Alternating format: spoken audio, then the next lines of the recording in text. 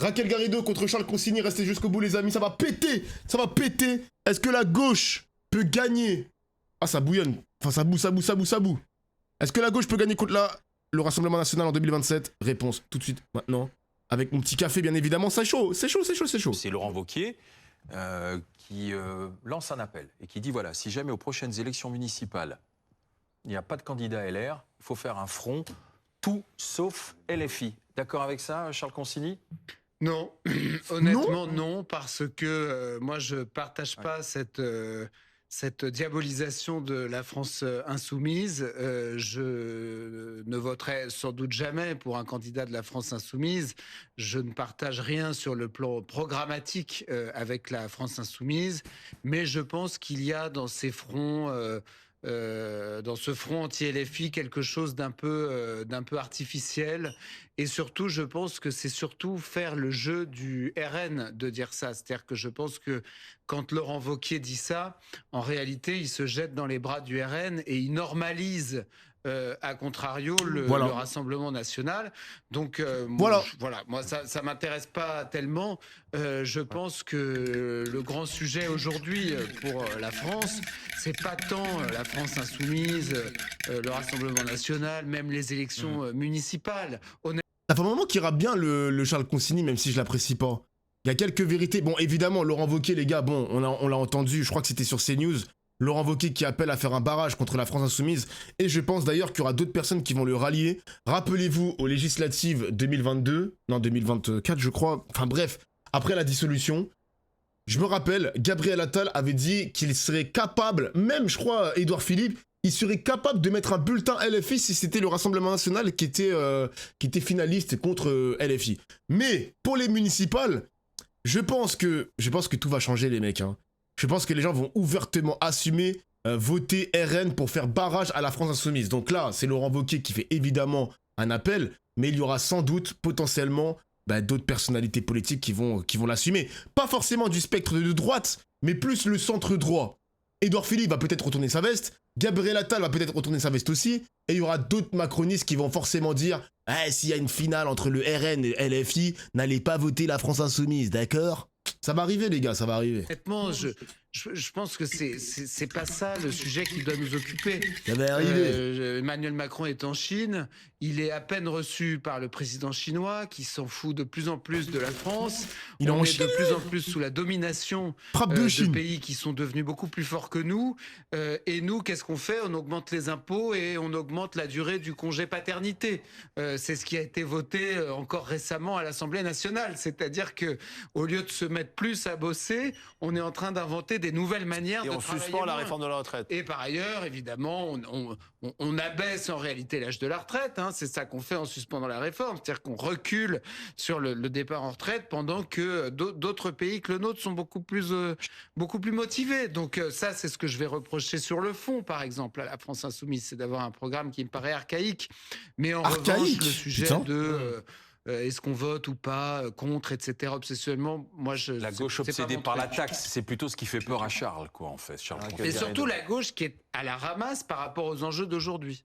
Alors, vous avez abordé trois sujets tout à fait distincts. C'est Charles, c'est l'esprit de Charles. L'unité de la droite, la Chine, la fiscalité. Mais moi, je veux bien voir Charles Consigny critiquer l'Union européenne et son fonctionnement.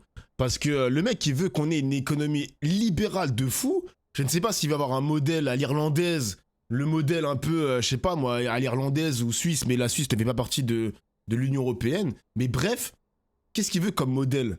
Parce que il y a l'Union européenne qui peut te barrer la route, mon gars. Il y a des règles à respecter, etc.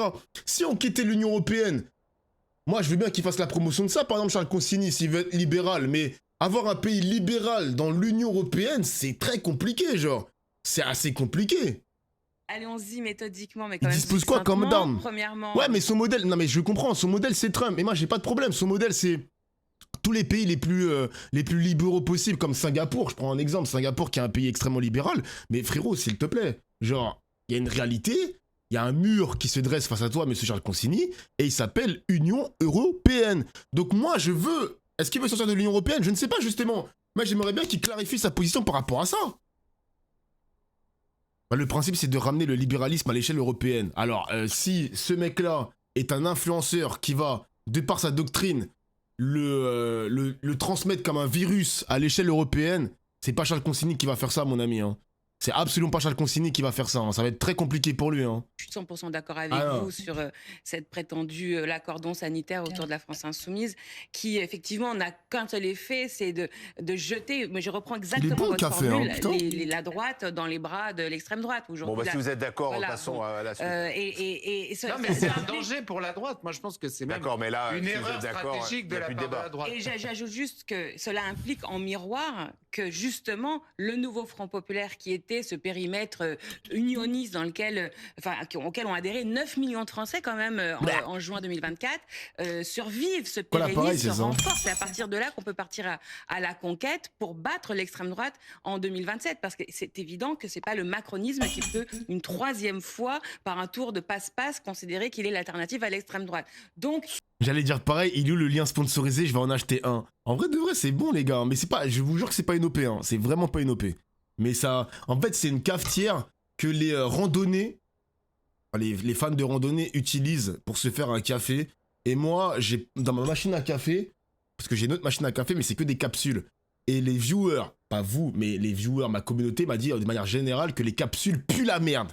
Dans les capsules, c'est de la merde. Donc soit tu prends du café moulu, soit tu prends du café en grains. Donc moi je me suis dit, je prends du café moulu, voilà, tout simplement. Chacun son Kaizen. Sauf que si vous êtes contre l'extrême droite en 2027, elle gagnera probablement. Faut dire les choses comme elles sont. Je ne crois pas. Mélenchon-Bardella, en l'état actuel des forces... Évidemment que l'extrême droite est très en avance, mais cela dit, à partir du moment où ce n'est pas les macronistes qui peuvent battre l'extrême droite, il y a une obligation à gauche de... Pourtant, c'est 2 fois Emmanuel Macron qui a battu Marine Le Pen. Oui, justement, donc il a fait la démonstration qu'un macroniste pouvait battre le Rassemblement national. Précisément, c'est-à-dire les Français ont vu ce que ça donnait 8 années. On n'a jamais vu en revanche un candidat de gauche au deuxième tour face au RN. Exactement. Donc là, l'idée que nous avons avec 5 autres partis à l'initiative de Lucie Castet, c'est d'organiser une primaire de la gauche et des écologistes pour n'avoir qu'une seule candidature en 2027 à la présidentielle. Cette primaire aura lieu, elle aura lieu à l'automne 2026 et à la mi-décembre, nous vous donnerons toutes les modalités précises pour pouvoir entrer dans cette primaire. Et on s'éloigne du sujet là, c'est bien ce spot publicitaire, mais... Pas du tout, c'est tout à fait lié parce que s'il y a une unité de la droite sur les bases de l'extrême droite, il faut en face pour battre l'extrême droite, l'unité de la gauche. Parce que l'extrême droite comme les macronistes nous veulent diviser à gauche. C'est le paradis de nos adversaires que de nous voir diviser. C'est d'ailleurs aussi pour ça que Wauquiez crée ce sentiment anti-LFI. C'est pour absolument rendre impossible l'unité de cet électorat. Parce que pour vous, la gauche peut battre le Rassemblement national quand même. Je dis qu'il n'y a que la gauche qui peut battre l'extrême droite. Ils sont ridicules avec leur primaire. Alors moi, je vous dis de manière très honnête, les amis, hein, je suis pas contre l'idée d'une primaire. Franchement, je vous le dis, les gars, je ne suis pas contre l'idée d'une primaire. Mélenchon sera forcément exclu de cette primaire. Mais si tu mets plein de candidats à gauche présidentiables qui font une primaire et il y a un finaliste, ça réduit 2 candidats. Un candidat à gauche, enfin 2 candidats à gauche, donc Mélenchon est le vainqueur de la primaire entre Olivier Faure, Raphaël Glucksmann, Clémentine Autain, etc., etc. Ça nous fait 2. Moi, ça me va. Je vous jure que ça me va, les mecs. Je sais que Mélenchon ne participera jamais à une primaire et je pense que les mecs qui veulent organiser la primaire à gauche la plus large possible vont exclure la France Insoumise parce que pour eux, la France Insoumise est devenue infréquentable. Mais moi, j'ai jamais été contre l'idée d'une primaire, les mecs. Hein. J'ai jamais été contre. Non, tu te plantes. Glucksmann ne fera pas... Ah oui, c'est vrai que Glucksmann... Après, moi... Est-ce que vous êtes sûr à 100% que Glucksmann ne ferait pas une primaire? Il trouverait ça, quoi, ridicule? Le PS a jamais respecté le résultat de leur primaire. On l'a bien vu à la précédente présidentielle. Oui, monsieur. Je suis d'accord avec toi. Il y a trop d'infiltrés dans les primaires. Ouais, après, les gars, on va rester en surface. Parce que, vas-y, sur le fond, vous avez raison. Mais sur la forme, l'idée d'éliminer... Parce que moi, je veux éliminer des présidentiables qui vont nous gratter des points. Genre, qui vont nous gratter des voix. On va éliminer des Fabien Roussel... Moi, je veux bien qu'on élimine des Olivier Faure et des Clémentine Autain qui vont faire des 20 000 voix, 30 000 voix, des voix en moins pour Jean-Luc Mélenchon. Ça m'emmerderait quand même. Ça m'emmerderait. Ce que dit Raquel Garrido, parce que je pense qu'à gauche, vous avez une partie de la gauche qui est quand même consciente des enjeux du monde, même si elle n'y apporte pas forcément les bonnes réponses. Moi, je trouve que les positions internationales de Raphaël Glucksmann ne sont pas absurdes et ne sont pas irresponsables. Je pense que ce qu'il dit sur l'Ukraine est tout à fait intéressant, le fait qu'il veuille continuer à aider l'Ukraine. Je pense qu'il a conscience de ce qui se passe dans le monde, alors que, honnêtement, à l'extrême gauche et notamment à la France insoumise, on a d'abord des liens quand même curieux avec certains régimes et notamment le régime chinois. Moi, je trouve qu'il y a quand même certaines déclarations de députés qui me laissent songeur quant à ce qui les motive. Et d'autre part, on a toujours cette espèce de vieux fantasme mélenchoniste de rejoindre l'alliance bolivarienne, etc. Donc je pense pour la France... Aurélien Taché, non mais les gars, désolé, hein, mais... Moi, je l'ai déjà dit hier et je le redis aujourd'hui. Cette propagande anti-chinoise, je n'en peux plus. On peut citer tous les défauts du monde de la Chine, j'ai toujours pas de tabou avec ça. Et la France, le gouvernement français, les macronistes, ils travaillent main dans la main avec les Chinois déjà. Ils travaillent main dans la main. Il a dit une dinguerie, Aurélien Taché. C'est quoi la dinguerie? Qu'est-ce qu'il a dit, Aurélien Taché? Il a juste répété la position de la majorité des pays, Taïwan et chinois. Moi, je veux bien entendre l'anti-impérialisme, l'autodétermination, etc., etc. Mais lui, il utilise juste la position diplomatique de la France et de l'ONU et de la majorité des pays. Je peux bien entendre que Taïwan ne veut pas être chinois, mais en l'état, Aurélien Taché, il a raison. Dominique de Villepin, il a fait 50 déplacements en Chine, il n'y a pas que lui. Mais moi, ça me rend fou les trucs comme ça. Moi, quand j'entends des Charles Consigny ou d'autres détracteurs de la France insoumise dire « Ah, vous avez une proximité avec les régimes chinois, etc. etc. » Mais là, Macron, il est parti en Chine. Vous croyez qu'il va faire quoi, Macron, là? Vous croyez qu'il va faire quoi, Macron? Il y a des anciens ministres de Macron qui sont au conseil d'administration de Chine. Je crois que c'est plus le cas maintenant. Mais bref, c'est un peu grâce à eux qu'on a le premier magasin Chine physique au monde. C'est bizarre quand même. On a toujours travaillé avec les Chinois, frère. Sauf que Macron n'est pas de gauche. Mais peu importe les partis politiques, les gars, peu importe les partis politiques, faut savoir quelque chose. Tous les pays au monde se parlent. Vous savez ce qui s'est passé en Arabie Saoudite avec le découpage à l'acide, enfin le découpage, j'allais dire à l'épée, c'est une dinguerie. Bref, ils ont découpé un journaliste dans une ambassade en Turquie. Ils ont continué à converser, ils ont continué à échanger avec l'Arabie Saoudite. T'as plein de pays qui sont des grosses merdes et qui continuent à faire du commerce avec l'Union Européenne. Israël, c'est la même chose. Tout le monde se parle. Les mecs, tout le monde se parle. Peu importe les partis politiques.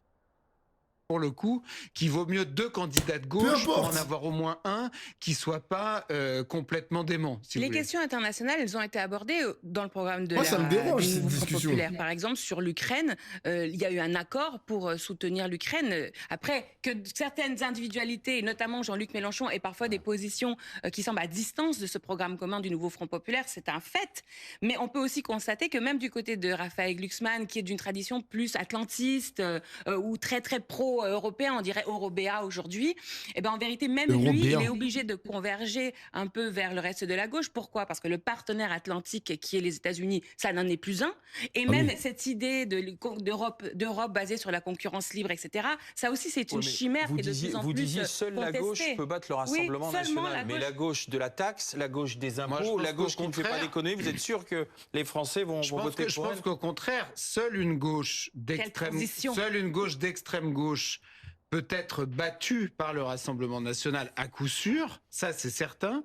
En revanche, vous pensez qu'un Raphaël Glucksmann peut battre Jordan Bardella ou Marine Le Pen? Oui, alors c'est vrai qu'une fois qu'on pose la question... Ouais, s'il te plaît, hein, si l'extrême gauche peut pas battre Monsieur Bardella, tu penses qu'une gauche un peu molle pourrait le faire? Oh, Consigny, un peu de sérieux, chef. Raphaël Glucksmann, quand même. Il a pas les épaules pour défoncer Jordan Bardella dans les urnes, quand même, un peu de sérieux. Je dis que c'est plutôt... Non, faut la poser comme ça. J'aurais dit le contraire, moi, bah oui. Au fond, c'est que la gauche a beaucoup trop déconné ces derniers temps, pour dire les choses comme elles sont. C'est-à-dire que la gauche à l'Assemblée... Pourtant, elle n'est plus au pouvoir sur le vote du depuis un budget. petit moment, quand même. Sur le budget, elle a repris le pouvoir. Oui, là, elle a repris le pouvoir. Et Non, cette ça n'est pas vrai, espèce... ça, Donné par Sébastien Lecornu. Et cette espèce... Si, Non, c'est mais faux. si, mais Raquel Ah, Cado, C'est sur la 195 députés sur 500. Non, mais Sébastien Lecornu a donné les clés à Olivier Faure. le C'est Parti faux. social... Mais c'est faux, ça. En fait, ça aussi, ce narratif, il est complètement faux. La gauche a proposé des idées pour le budget. Bon, ok, monsieur Lecornu a donné les clés à Olivier Faure, mais ça veut rien dire. Parce qu'à la fin de la fin, faudra voter. Ah, faudra voter.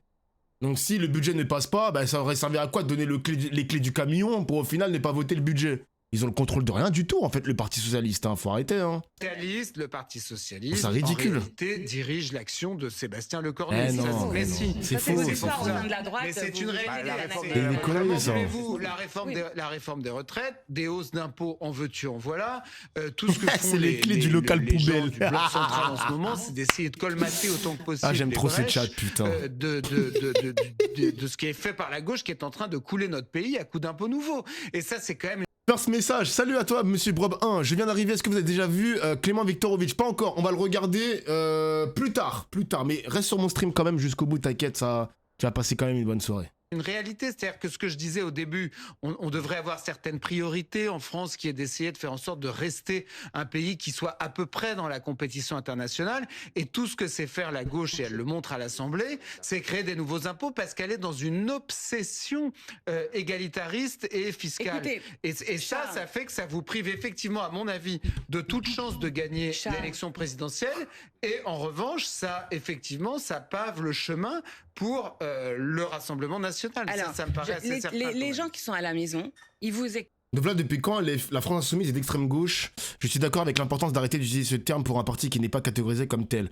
Bah après, comment dire ça? Si tu prends la définition de qu'est-ce que c'est que l'extrême gauche en France, mais d'un point de vue médiatique, c'est tous les partis politiques qui sont anticapitalisme, ou au pire, pas anticapitalisme, mais remplacer le capitalisme par un système plus égalitaire. T'as capté ou pas? Donc dès que tu veux remplacer le capitalisme par quelque chose d'autre, version Mélenchon, on va te taxer d'extrême gauche. Voilà. Et autre chose aussi, l'extrême gauche, vu qu'ils veulent cette redistribution des richesses, bah ils veulent réduire les inégalités. Donc les inégalités économiques et sociales.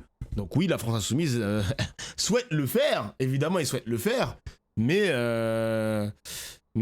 bon, à partir de cette définition-là, bah t'es taxé d'extrême gauche. T'as capté? Bah pas LFI alors. Alors, LFI veut remplacer le capitalisme. En plus, on l'a fait la semaine dernière, les mecs, quand la France Insoumise quand Mélenchon était face à des patrons. Le chat m'avait défini le mot. Mélenchon n'est pas anticapitaliste, mais il est... Putain, aidez-moi les gars, aidez-moi s'il vous plaît. Là, c'est une passe pour vous les mecs. Passe de Lewandowski pour Lamine Yamal. Il est keynésien, voilà. Putain, il est keynésien. Donc, il veut remplacer le capitalisme par le keynésisme. Je sais pas si on peut dire ça. Mais on peut dire que Mélenchon, il est keynésien. Keynésien. Je sais pas comment on prononce, frère. Mais à ce moment-là, je suis d'accord qu'on peut dire que la France Insoumise n'est pas d'extrême gauche. J'ai pas de problème avec ça. Mais après, les gars, les médias, tous les partis politiques qui veulent mettre des bâtons dans les roues du capitalisme sont taxés d'extrême gauche. Donc à ce moment-là, bah frérot, genre, qu'est-ce que je te dise? Le keynésianisme, ça se prononce comme ça. Le keynésianisme est une forme de capitalisme, c'est ce que tu veux dire? Bon, ouais. Keynes, il était capitaliste. Bon là, je parle avec des experts. J'ai pas envie de rentrer dans cette définition-là parce que je manque de data, contrairement à vous. Donc si vous voulez m'apprendre des choses, moi j'ai pas de problème. Si vous me dites que la France Insoumise n'est pas d'extrême gauche, je n'ai pas de problème aussi avec ce tabou, les mecs. Moi j'aime bien dire gauche de rupture, gauche radicale, mais bon, la vraie extrême gauche, ça restera toujours lutte ouvrière, NPA, et j'ai pas de problème avec ça, non? À moins qu'on vienne me dire sur le chat que le NPA n'est finalement pas d'extrême gauche, eh ben dans ce cas-là, j'abandonne. J'abandonne, frère. Écoute-vous, voilà. J'abandonne. Ça dure depuis des mois et des années. Ils savent très bien. Gauche de rupture alors, ok. L'augmentation des impôts sans dire qui paierait ces impôts. Putain, j'aime trop Vous échanger êtes en avec train vous. de faire un espèce de Faut qu'on fasse tour une radio de libre, les mecs, magie, vraiment.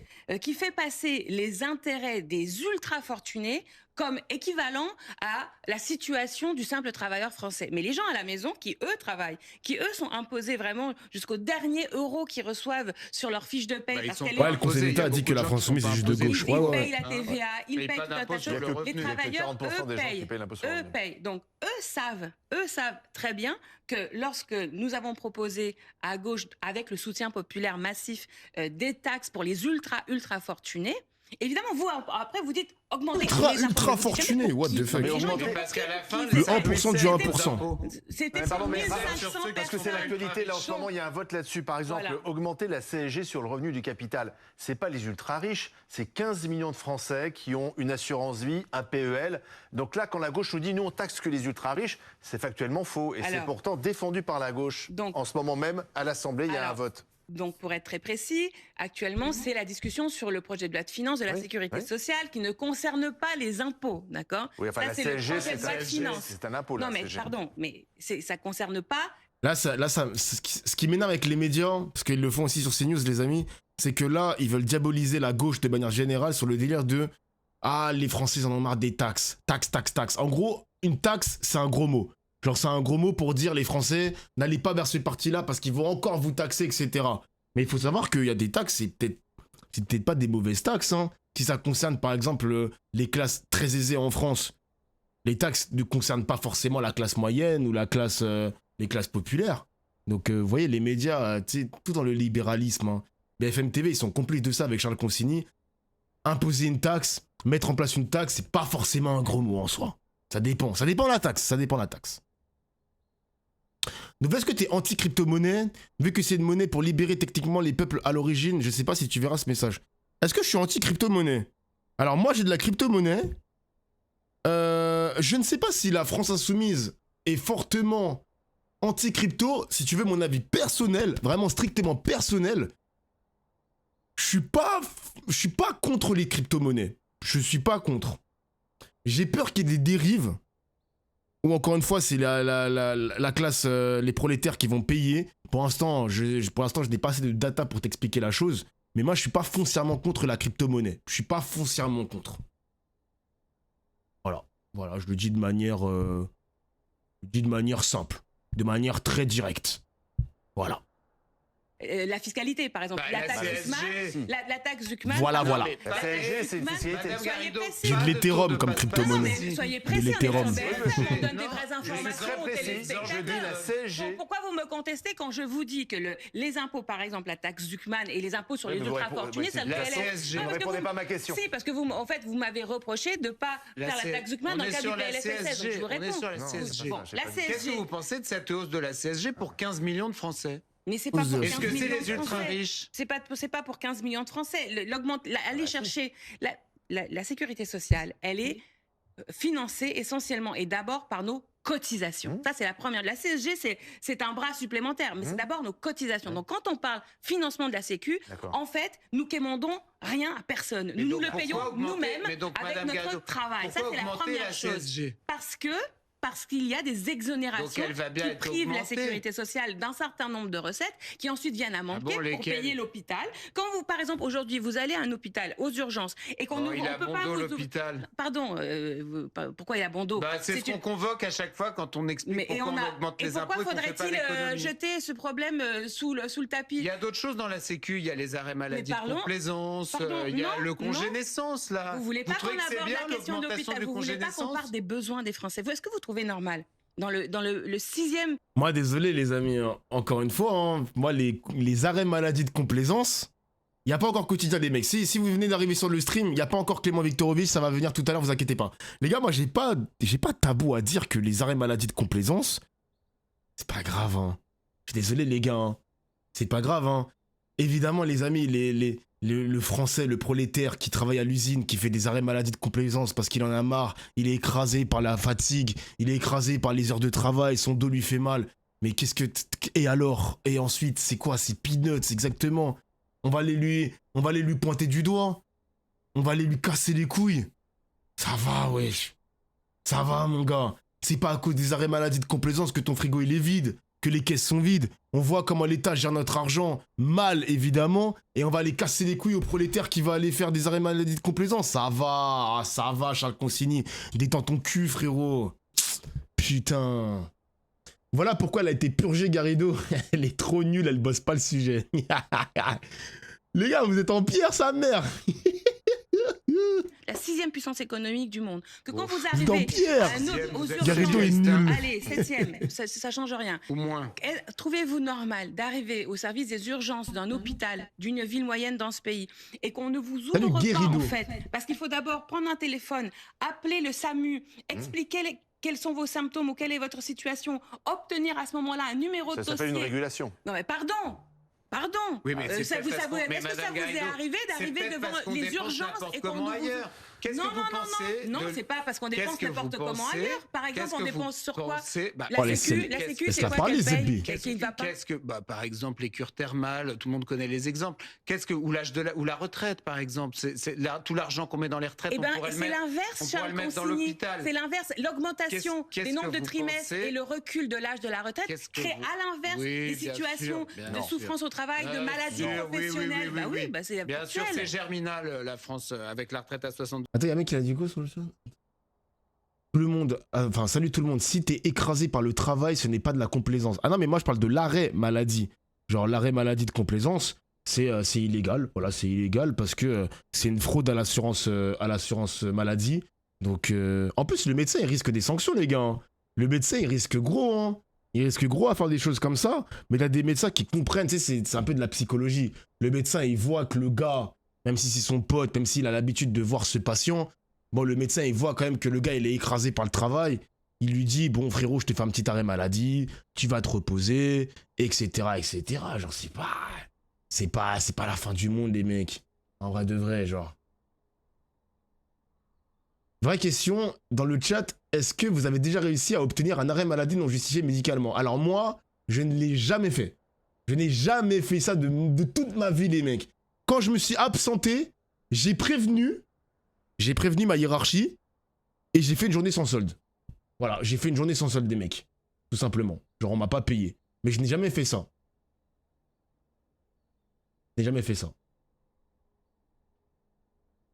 Qu'est-ce que vous pensez de l'augmentation du congé ne naissance? manquez pas trop d'empathie vis-à-vis des gens qui bossent pour de vrai. Il y a un moment, l'empathie, c'est aussi de la Moi, démagogie. c'est moi qui arrête le docteur. Moi, j'ai de l'empathie pour ces pauvres Français qui vont se retrouver vassalisés par plus puissants qu'eux.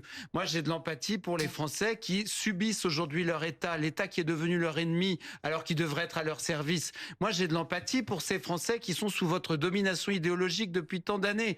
Oui, j'ai de l'empathie pour eux. Qu'est-ce que vous pensez? C'est-à-dire pour les milliardaires français, c'est pour eux que vous avez de l'empathie. Madame Garrido, non, la CSG, c'est pas les milliardaires. Vous n'avez pas voulu nous dire ce que vous pensiez de l'augmentation de la CSG, donc mais en je fait, pense vous que la l'augmentation de la cautionnez CSG et vous êtes d'accord. elle est nécessaire. Donc un nouvel impôt, voilà, pour 15 millions de Français et Bien pas sûr, pour les ultra-riches. Donc en fait, vous avalisez des augmentations d'impôts. Qu'est-ce que vous pensez de l'augmentation du congé naissance? Ça vient d'être voté là à l'Assemblée, c'est-à-dire qu'on augmente la durée, notamment du congé paternité qui passe à 2 mois. Vous trouvez que c'est bien? Mais j'espère que ça sera inscrit dans le PLFSS et que ça sera voté, bien entendu. Mais pourquoi pas 3 mois dans ce cas-là? Pardon, mais vous prenez les avancées sociales qui peuvent exister dans une société avancée. On doit se remettre au travail. Pourquoi? Parce que vous pensez qu'on va finir par concurrencer la Chine en matière de famille et en matière de salaire? Vous savez, la Chine, ils font beaucoup de choses sur la famille qui sont beaucoup mieux que nous. Par exemple, ils gardent les vieux chez eux au lieu de les laisser mourir dans des EHPAD, contrairement à ce qu'on fait en France. Mais et pourquoi? Les gens qui font ça, c'est pas chez nous aux Antilles. Hein. Nous aux Antilles, on fait pas ça. Hein. On laisse pas nos vieux dans les EHPAD. Hein. Sur ça, il a pas tort. Ouais, mais c'est pas nous les Antillais, on fait pas ça. Je ne sais pas ça concerne quelle catégorie, mais nous aux Antilles, on a le respect des anciens. Les anciens, ils finissent pas en EHPAD, mon gars. T'as capté? C'est pas dans notre philosophie ici. Hein. Elle est chez toi, ta daronne, deux fois là. Ma daronne, elle est pas chez moi. Genre, ouais, dans mon studio, c'est un peu compliqué. Mais ma daronne, elle est autonome. Je pense que là, ils ciblent les personnes qui sont pas du tout autonomes, qui doivent s'occuper de leurs parents. C'est compliqué. C'est vrai qu'en France, on a ce réflexe. C'est français, hein, c'est littéralement français. On a ce réflexe de se débarrasser de nos anciens. parce qu'on est occupé avec sa propre famille, il y a son travail, il y a ses amis, il y a son confort aussi, où il n'a pas envie d'avoir une perturbation de son confort parce qu'il doit s'occuper de son ancien. Enfin, c'est tout ça, les mecs, hein, c'est tout ça, hein, c'est tout ça. C'est tout ça. Mais c'est une take populiste. C'est une take populiste, je te l'accorde, je te l'accorde, je te l'accorde. C'est plutôt un truc de blanc. En général, Rebeu Renoir, ça n'existe pas, les EHPAD. Bon, t'es dur quand même, hein. Après, dans mon imaginaire, les rares reportages que j'ai dans les EHPAD, que j'ai dans mon esprit avec des blancs. Après, ça coûte cher une EHPAD aussi, les mecs, hein. Ça coûte cher, hein. Après, je suis pas là pour faire des... pas de colorisme sur mon stream, hein. Je dis pas que c'est un truc de blanc, hein, mais doucement, doucement, doucement, doucement, doucement. Doucement, doucement. Tu sais qu'il a raison. Les gars, laissez-moi tranquille, Zebby. Je vais avoir des problèmes après, laissez-moi tranquille.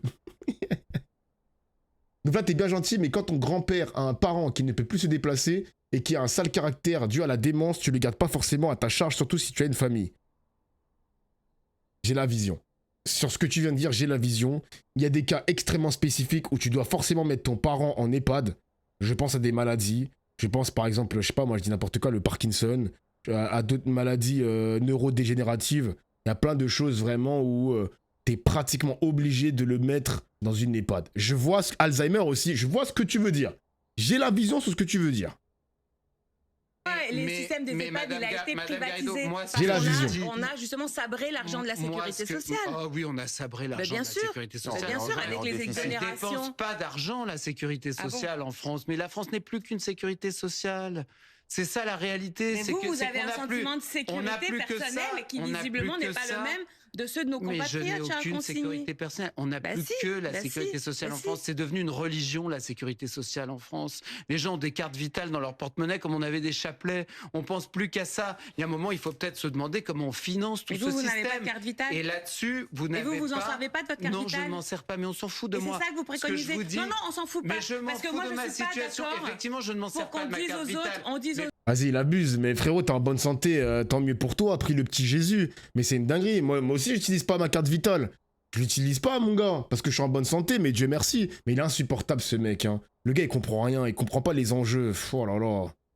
Mais la meuf, elle a aucune balle à lâcher. Alors Raquel Garrido, elle est pas connue pour avoir le sens de la punchline. Elle est pas du tout connue pour ça, les mecs. Donc si vous attendez des bastos, vous vous êtes trompé de stream, hein. Moi, ce que je vous dis, c'est la question qu'on doit se poser, et je suis sûr que nos téléspectateurs, vous savez, dont vous avez parlé dans leur salon, là, comme vous avez dit dans un instant, il y a un instant, je suis sûr qu'ils se posent la question. Qui ont envie de casser leur télévision du fait qu'il y ait des gens comme vous qui leur reprochent d'utiliser leur carte vitale. C'est nos cotisations, je rappelle. Ce sont nos cotisations. Comment est-ce qu'on finance nos systèmes? Et aujourd'hui, on ne finance plus nos systèmes. Et c'est précisément parce qu'on n'a plus assez d'argent avec les cotisations sur la sécurité sociale qu'on est obligé d'aller chercher des sources de financement ailleurs. Et c'est ça la réalité, c'est que c'est devenu une pyramide de Ponzi, notre système social. On est obligé d'aller chercher de l'argent sur l'impôt, on sort des cotisations. Est-ce qu'on peut échanger un peu? La question, c'est comment est-ce qu'on fait tourner ce pays? Eh bien, je vais vous répondre. Ah, c'est tellement facile pour lui de parler comme ça, les mecs. Ça a été prouvé que quand tu es dans une famille aisée, quand tu es dans un bon métier, où tu respires pas des gaz toxiques, t'as pas mal au dos parce que tu fais de la manutention, le mec il est avocat, il est chroniqueur, évidemment qu'il a moins de chances de tomber malade. Mais imagine les boueurs, il va utiliser plus sa carte, il a plus de chances d'utiliser sa carte vitale que monsieur Charles Consigny. Il est stupide ce mec. Le gars qui fait de la manutention, qui porte des charges lourdes, il a plus de chances d'utiliser sa carte vitale que Charles Consigny. Vas-y, c'est une dinguerie. Le mec, il mange mieux. Il mange pas tous ces aliments ultra transformés. Il a la chance de voir manger, des aliments moins transformés, bio, tout de suite dans des restaurants où tu vois que l'aliment, il est pas aux OGM ou je sais pas quoi. Et évidemment, frérot, que tu vas pas utiliser ta carte vitale. T'as moins de chance. C'est une dinguerie. Il a aucune empathie. Mais oui, gros. Il a aucune empathie. Moi, j'ai pas de tabou. J'ai pas de tabou pour parler de la sécurité sociale, comment on le dépense, etc., etc. Raquel Garrido, elle a donné une piste. Elle parle d'exonération. C'est vrai qu'il y a des entreprises, par exemple, pharmaceutiques, qui profitent du système. Il n'y a pas de tabou par rapport à ça, mais c'est toujours les prolétaires qui sont visés quand ça concerne la sécurité sociale, la carte vitale, des remboursements, les médicaments, etc., etc. J'ai vu qu'il y avait aussi, ce matin, ils veulent ne plus les mutuelles complémentaires ne veulent plus rembourser, enfin, c'est un projet, ne veulent plus rembourser l'ostéopathie. Ostéopathie, c'est bien ça le dos, hein. Ostéopathe, oui, c'est ça, le ostéopathe. Frère, à la fin, on trinque toujours, les gars. Hein. À la fin, on trinque toujours. Hein. Donc là, est-ce que tu manges mieux depuis que tu gagnes mieux ta vie? Les gars, je suis bien, mais je suis pas extrêmement bien non plus. Faut pas abuser quand même. Il y a vraiment, il y a moi et il y a Charles Consigny. Charles Consigny, c'est pas moi. Tu vois ce que je veux dire? C'est pas la même chose. Genre, je suis bien, mais je suis pas Charles Consigny, chef. Je m'envoie des tassis croustilles, ma gueule. Ben oui, mon gars. Et moi, La Raquel, cotisation, c'est notre part pour notre propre Non, je suis pas en solidarité. RP S'il faut pauvre, mais augmenter non, un je suis peu pas en nos RP cotisations, pauvre. nous sommes d'accord. Ah bon On S'il est faut- déjà numéro un. S'il faut ça assujettir, va alourdir le coût du travail. ça c'est notre argent. C'est notre Ouais, travail. mais c'est sur le coût du Donc, travail. Pardon, mais vous voulez rien. Vous voulez pas que les millionnaires ils financent. Et après, quand je vous dis qu'on va le Mais ils sont financer avec déjà nos taxés, les cotisations, millionnaires. je vous Je parle suis de pas sûr nos que les Français cotisations. soient d'accord. Hein. Eh bien, écoutez, moi, je suis d'accord pour mettre ça dans le débat. Ouais. Nous avons nos cotisations pour financer notre sécu.